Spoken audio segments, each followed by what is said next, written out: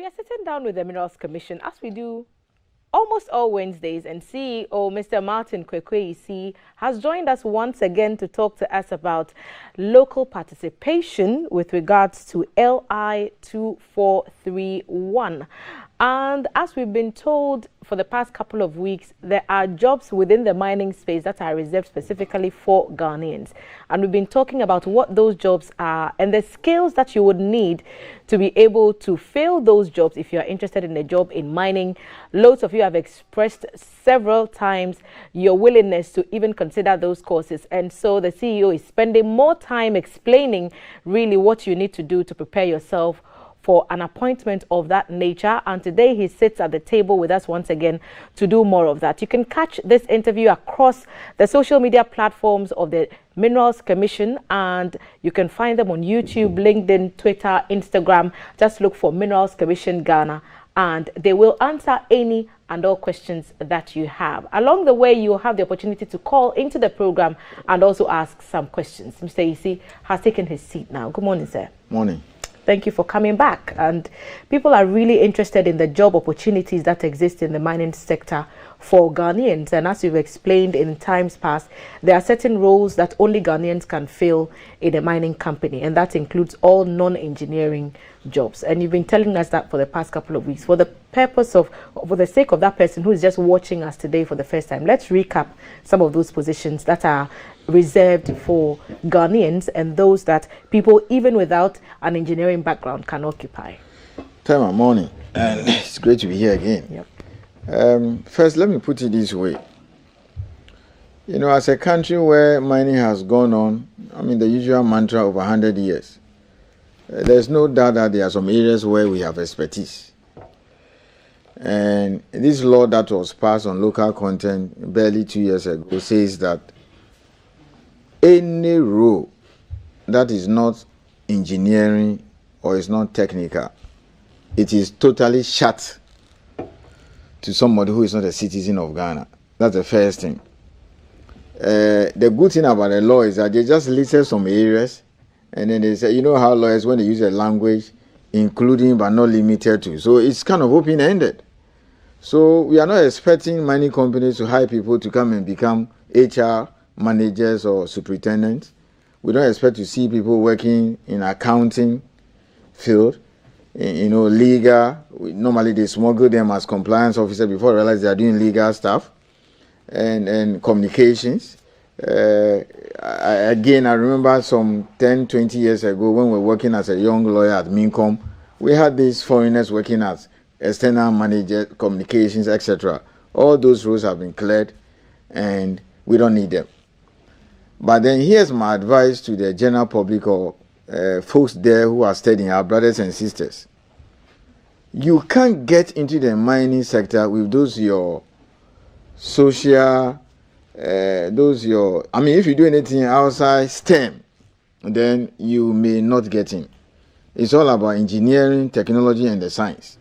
So if you are going to study HR, communications, and how many people can be recruited at all the mines to work as communication managers? So we shut those roles to foreigners. But I'm saying if you want to pursue programs in the university that is not related to engineering, mathematics, science, it will be difficult to get in there. Otherwise, then you have to be, concerned about vocational and technical skills. We'll come that. I'll have a whole segment on technical and vocational education, particularly the court vets. They have a huge role to play in the mining sector, and I'll tell you what we are doing. That is it. Now, even the engineering and then the technical areas, again, because of our experience and then the skills built up over the years of capacity, right from the general manager below, we don't allow expertise to come in. Yesterday, we had a meeting somewhere, and we met practically almost all the CEOs and the big men from the mining industry. I didn't see any expatriate there. And I was just humbled, and I was so happy what our predecessors have done. In the past, you see, if there are about 50 people in the room, you see about 45 white faces, and then 1 or 2 Ghanaians there. But now, things have changed, and they've changed. Practically almost every mining company has over 90+% localization program. It's working very well. So it's all about engineering, technical and vocational education. That is the way to go. Without that, you won't get in.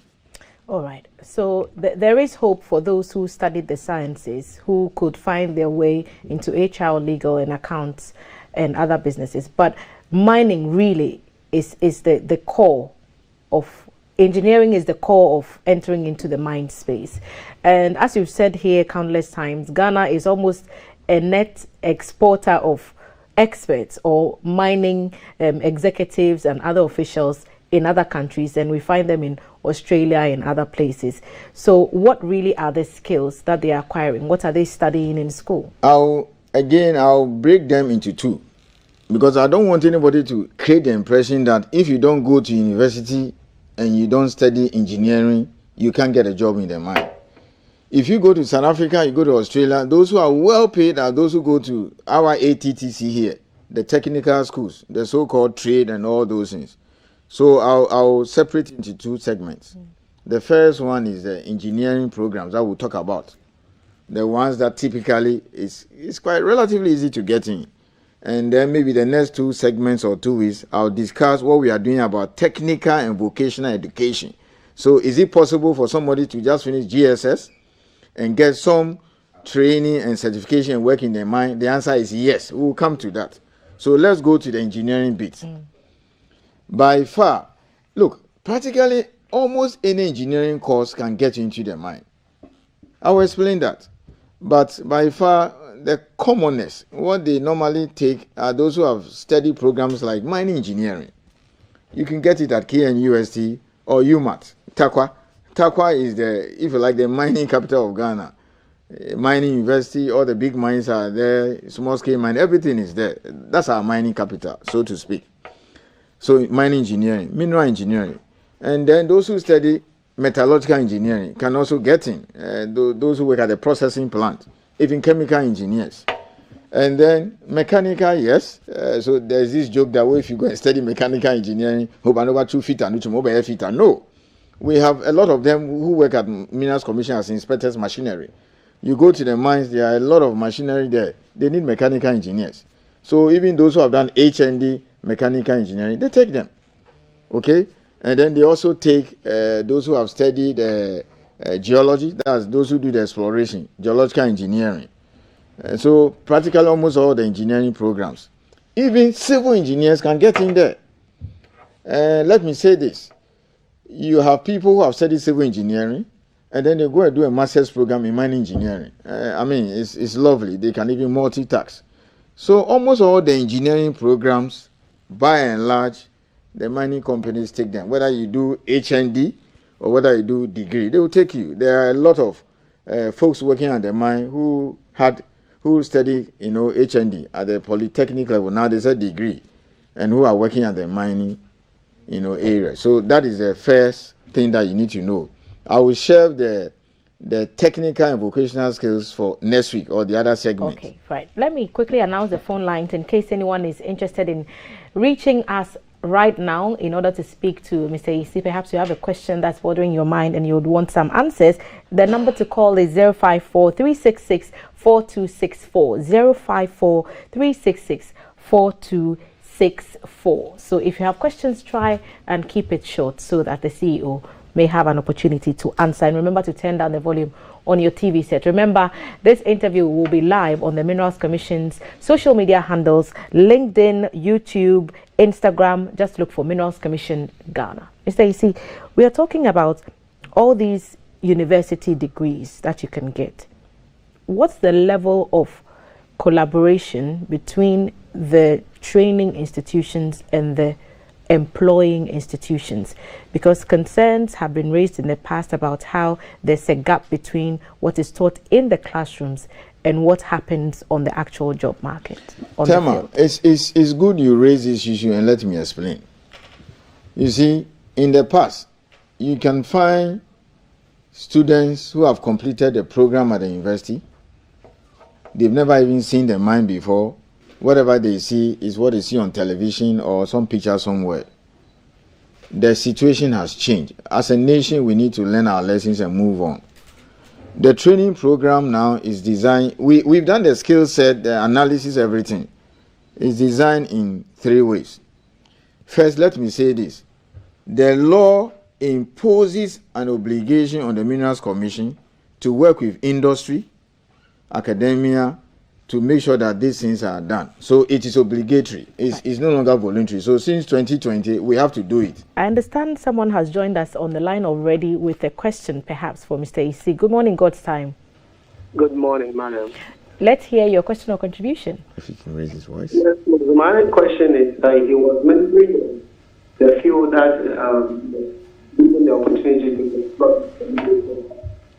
And my question is, what about the electrical engineering? Electrical engineering. Oh yes, electrical. Yes, they are. We have electrical engineers at the Minerals. Thank you, God's time. So let me just explain. You know, I started by saying that practically almost all the engineering roles, they get a job at the mine. It's easier for some to get in, like those who do mine engineering, because of the numbers and the nature of the job. If you take Minerals Commission, for example, we have the inspectorate division. We have inspectors electrical. So we've taken some electrical engineers, because if you go to the mine, you see electrical installations there. So we need them. The mining companies also have them. So yes, electrical engineers can get in.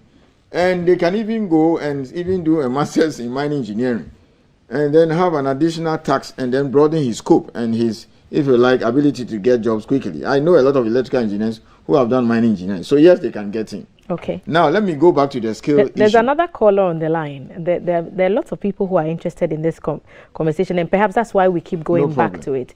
Hello, good morning. Thanks for joining us. Your name and where you're calling us from. Good morning. I'm Emmanuel Asari, and I'm calling from Matthew. Emmanuel, thanks for reaching us. What's your question this morning? Okay, so my question to Mr. Michael Ayisi is that most of the time we have these local contractors within the mine, and they employ some of our local people to work for them within the mine. My experience with some of these local contractors is that they have no job security, and I mean salary gap and everything is very poor. So my question to Mr. Ayisi is that what are some of the rules or regulations some of these local contractors follow in order to employ and make sure that they are not at the big time? But sometimes they have no job security. I was working with them for like 2 years, and I got fired without anything. I mean, it was very bad, and that experience to me wasn't pleasant. To continue to answer that, Mr. Ayisi there is actually my uncle, and I'm a native of Ghana. So I kind of know him very well. Family and friends business. I hear you. Thank you, Emmanuel, for your question. Mr. Ayisi will address it now. So local contractors employ others, and sometimes the pay is not good and the conditions are also not up to standard. Let me answer this. Until recently, when we started shaping the local staff, it's like business as usual. You see, if you take those who work at the mine, they have this mine workers union, very strong union, and they speak a lot for them. So things are, quite solid there. You cannot just take them for granted. We have contractors, we have subcontractors, even additional subcontractors and layer. These things have come to our attention now. Okay. So fortunately, they have an association now, Ghana Local Contractors Association. They have a Takwa chapter, Obuasi chapter. We're going to invite them and invite the companies to get these things streamlined so that we have the kind of structure the mine workers union have to protect them. It's come to our attention, we'll solve it. That's our job.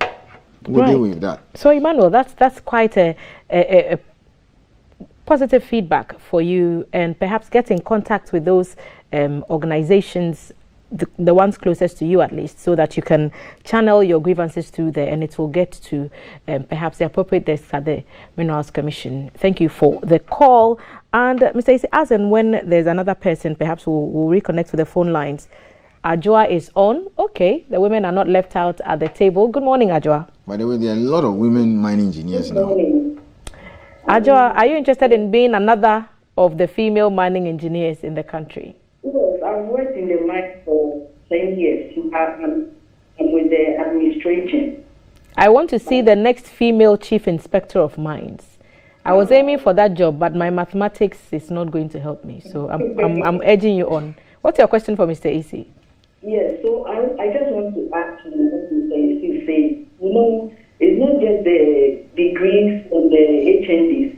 Because I know people that who just put JSS and SSS, but because of experience, some of them have been blacklisted, some of them are several lost. So you don't take the HND and the H. Thank you, Ajwa. Mr. Ayisi has actually told us about that, and he's promised, Mr. Ayisi, you promised a more extensive we can discussion on the non-degree. Yes, and you'll be amazed that people can finish GSS or even SSS, they cannot make it to university, and they'll get in there. What is the plan? We finish. We'll discuss it next week. But then let me go back before we take the next call. Let me go back to this: the way we now insist that the mining people are trained. We have basically 2 programs. Now it is obligatory for the mining companies to take the students as they are learning for them to go to the mine. It is mandatory now. Since 2020, the law says you have to do that. So yesterday I had my meeting with them. Now I'm going to ask for the report. So for example, Goldfields, Newmont, Asanko, they have to file their reports and tell me how many students do you have from UMAT. Okay, if it's 20, how many are reading mining engineering, geological engineering, geology, mine surveying, etc. All of them, every vacation, take them, they go to the mine, they learn, and they come back. They do that, and by the time they finish their degree, they are employable. Now, the second leg is this: the graduates. Save the second leg for us, and let's perhaps pick our last call for today. Good morning. Thanks for joining us. Tell us your name and where you're reaching us from. Okay, my name is Wisdom. Okay, I didn't quite get that. My name is Wisdom. I'm calling from Stanton. Okay, Wisdom, go ahead. Okay, so my question is, when someone did metal work at the SSA, what is he likely to do in the university? Okay. So Wisdom's question is linking the CODVET issue to university education. And if I'm understanding you correctly, you're asking if someone does metal works in SHS, which is done in the tech schools, what can the person do at uni, perhaps to get some kind of degree that may land him a job at the mines? Well, I don't know other programs. Maybe if he read metal work, physics, elective maths and all those things, why not? He can go to the polytechnics, he can do mechanical engineering, or even go to a university, or even after. You see, those are the guys that we need to focus on. Okay, so that gentleman, for example, after those metal work and all those things, he can be employed in the mine as what we call in the mechanical workshop. You understand that? Yeah. Work there. We're trying to develop some certification for them, and then have some school somewhere in Obuasi and Takwa train them. So he can get a job there, come back, do some 6 weeks, go back, short course, etc. So after some 3, 4, 5 rests, whatever he has is good enough for him to do a degree program at the university. He gets his foot in the door. He can even go to the university with that after a few years at the mine. So it works that way. Then I'm tempted to think that then the collaboration is really very, very advanced. You see, because if you've already sorted out some of these things to bring others in. I think we have joked with technical and vocational education over the years. If we want to get this unemployment in off our back, it is something that we need to reorient our minds and then put. You don't need a degree to work in the mining industry. Okay? You don't need a degree. I mean, blacksmith, these technical skills, these machine operators, etc. You don't need a degree to do that. You can even do that. And then what Minerals Commission is trying to do now is to have some kind of center of excellence. After a year, 2, 3 years, you come, you are giving some certification. We work with, COVET and then TVET. Before I realize, you get to the university. Look, there's a mechanical engineer I took. He started, let me be a bit raw here, as a fitter, roadside. Okay, then he went to some of these technical school, did this certification, then got a job in the machinery department of a mining company. I don't need to mention that. Worked there years, built himself, and then did HND, mechanical. Then he ended up at the university. He had a first class, we're not surprised. And then work all the way. He's now, head of mechanical, engineering department in a mine. We've taken him. and he's one of our inspectors machinery. But he started as a fitter.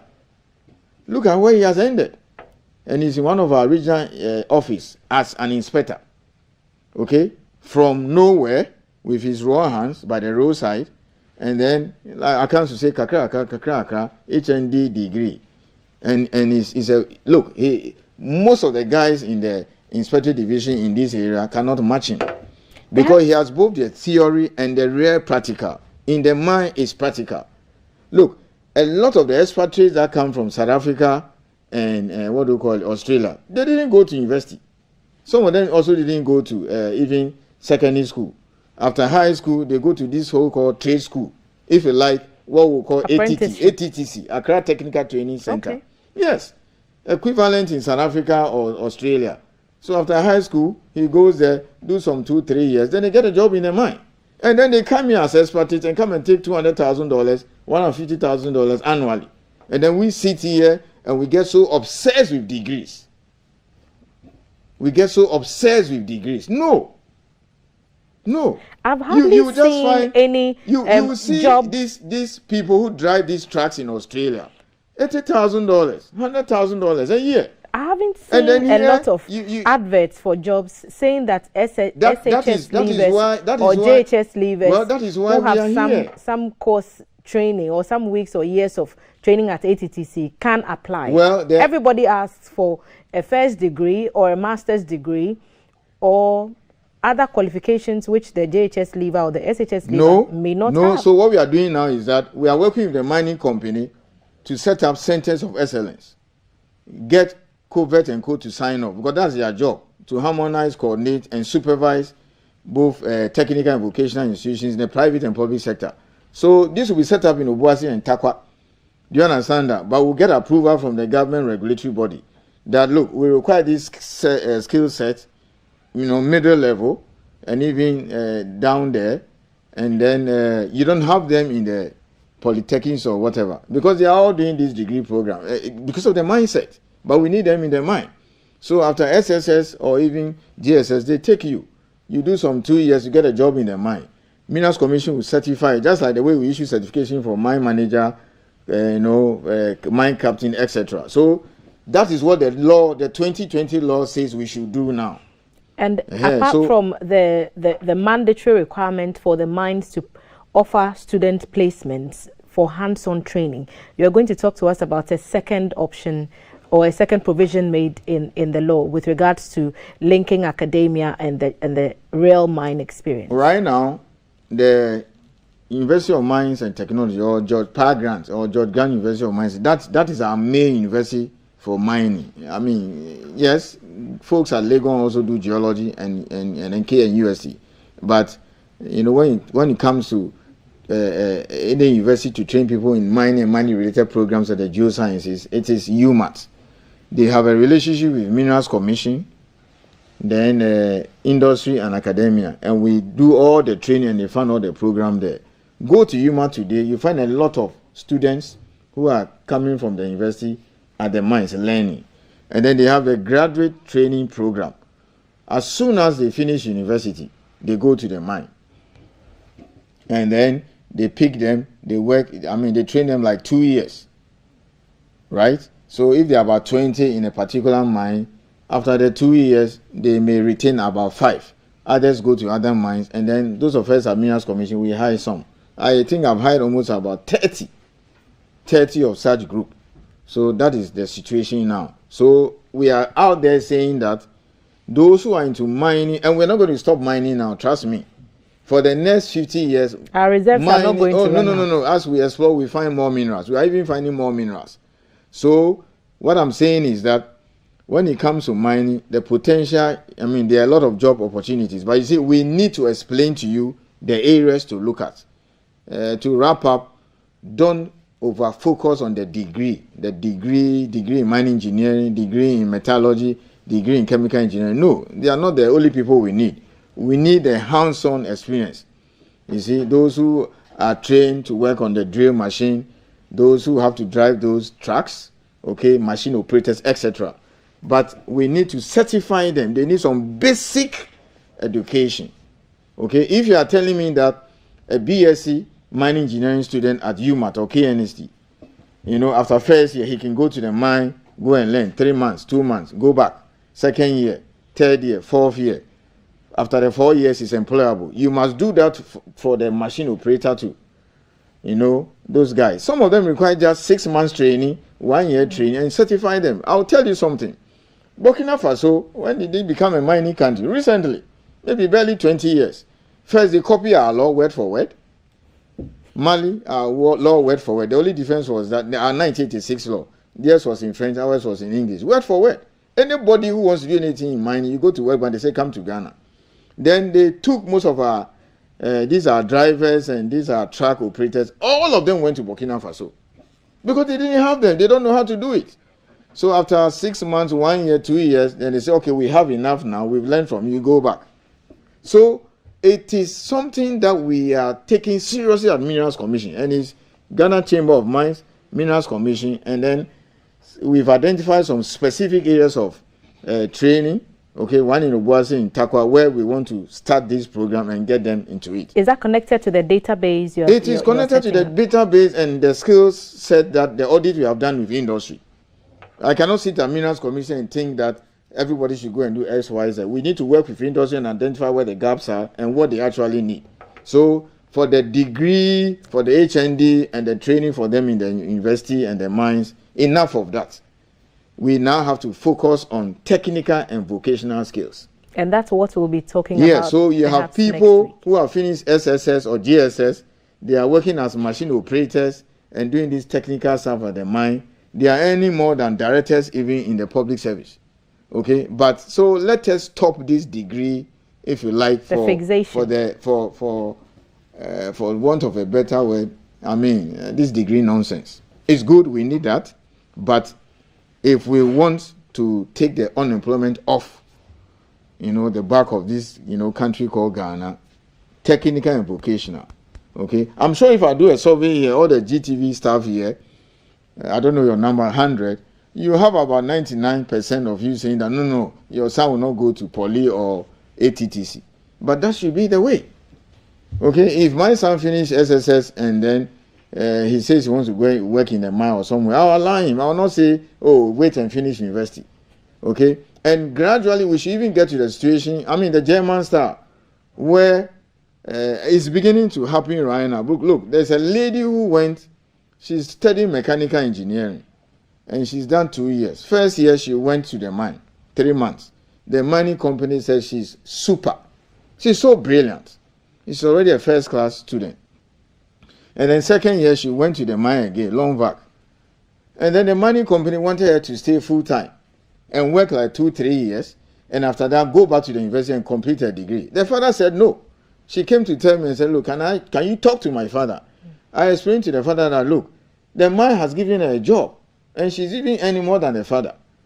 They said they want to give her a contract for like 4 or 5 years. She will work in the mechanical engineering department, and then after that, go back to the university, and then complete her degree. The father said, no, she should finish university. So you see, if we have this kind of mindset as a nation, then we have a problem. Okay, it should be possible for 100 students who have done second or third year programs to just go and work, and then after 2-3 years come back and complete their degree. That is a German style. Okay, I wish that lady was my daughter. I would have just signed off. After 2 years, she'll just go back and complete the university. So she's fully employable. She's gone back to school. The father said no. Okay. Well, whoever the lady is, yes. I am so proud of you. She's so good. The mining company said she's so brilliant. Mechanical engineer. Okay. Mr. Ayisi, thank you for sitting with us once again. And let's call the lady's father again. Perhaps he might reconsider. Yeah, she's gone back to school. Mr. Martin Kwekwe is the CEO of the Minerals Commission, and he's been explaining to us about skills and opportunities within the local participation, local content and local participation with regards to the Minerals and Mining Regulations 2020 LI 2431. So all the things that you need to know about degree courses in mining and how you can get yourself through the door of a university has been explained to you, but it is not the only door into the mining space, and you can also access it via technical and vocational education, and perhaps in the coming weeks we'll explain exactly what that could mean for you, the JHS leaver, or you, the SHS leaver, who may be considering a career in mining but no prospect of a university education yet. Mr. Ayisi will be sitting with us later on for that conversation, and you can watch all this again on the Minerals Commission's social media handles, the stream on YouTube, Twitter, Facebook and LinkedIn, also on Instagram. Just look for Minerals Commission Ghana. Mr. Ayisi, thank you so much for spending time. We'll look forward to hearing about the skills for the lower levels of education in the coming weeks. We will need to do that, and by the time we finish this skill set the whole of August, we realize that this degree, excuse my language, this degree nonsense is killing us as a nation. It should be technical and vocational training. The degree is enough. We are so obsessed with it. Okay, it's not helping us as a nation. And those of you who are in the social sciences, I'm not saying people should not do that. It's not everybody who has what it takes to go and learn mathematics and physics. But if you're into the social sciences, you don't have a chance there. It's all about STEM, science, technology, engineering, etc. I mean, there's a lady I have taken. She read mathematics and statistics. She had the first class. And I needed a statistician. Very, very brilliant lady. The next thing is for her to train her in mineral economics, and she's all over the place. So those are the kind of people we need, not sociology. I'm not saying we don't need sociologists, geographers as a nation. Myself, but in mining, I read geography for my first degree before I trained as a mining lawyer. But it's all about engineering, technical and vocational education. STEM education is the way to go in mining. And that's what Mr. Ayisi will join us once again to speak about in another session when we talk about technical and vocational training as you prepare or figure out what you want to pursue by way of a career in mining. And our time with the Minerals Commission is now at an end for this.